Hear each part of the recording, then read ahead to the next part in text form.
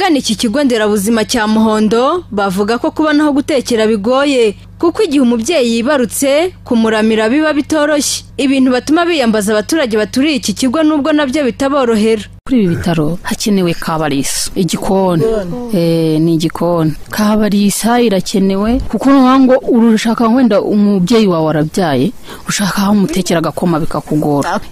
Igikoni kibonetse byaba byiza, byafasha abantu rwose. Ujya kumuramira rero rimwe na rimwe ashonje. Umuntu uturuka kure nk'ubu urugero nturutse Mutande, umubyeyi wabyaye akwiye kunywa igikoma nibura saa 12 saa 1 akakinywa kare, umwana akabona amashereka kandi n'umubyeyi nticwe n'inzara.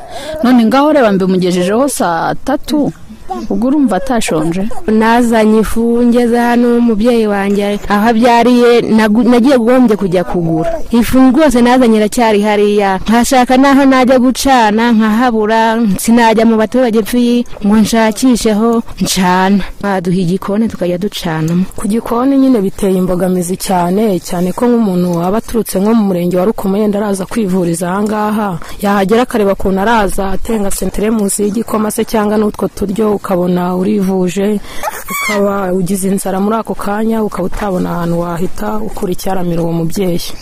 Twifuza ko hakubakwa nyine icyo gikoni kikaba cyaboneka, ntibyongere kutubera imbogamizi. N'ubundi kuva ibitaro byatangira nta kigeze kihaba, ntibyigeze bihaba kuva icyo gihe kugeza uyu munsi. Mwadukora ubuvugizi n'ukuri bakareba ukuntu hakubakwa igikoni hano kubera iyi maternity ihari. Nyuma yo kugaragaza iki kibazo, impungenge ndetse n'icyo ababyeyi bifuza kucyakorwa, Mukankusi Josephine umuyobozi w'iki kigo nderabuzima avuga ko nabo kiri mu bibahangayikishije, ariko yizeza abakigana ko kiri mu nzira zo gukemuka. Ikijyanye n'ikibazo cy'igikoni, ivuriro rirakizi neza, twagikoreye prevision budgetaire, turacyubaka muri uyu mwaka, turinjira mu 2017. Icyo twari dutegereje ni ubutaka, kubera ko ivuriro nta butaka rifite, none umurenge warangije kwereka aho tuzacyubaka. Prevision budgetaire amafaranga cyubaka twarangije kumenya yariyo, guhera muri kuno kwa 8 kugeza mu kwa 12 kizaba cyaruze.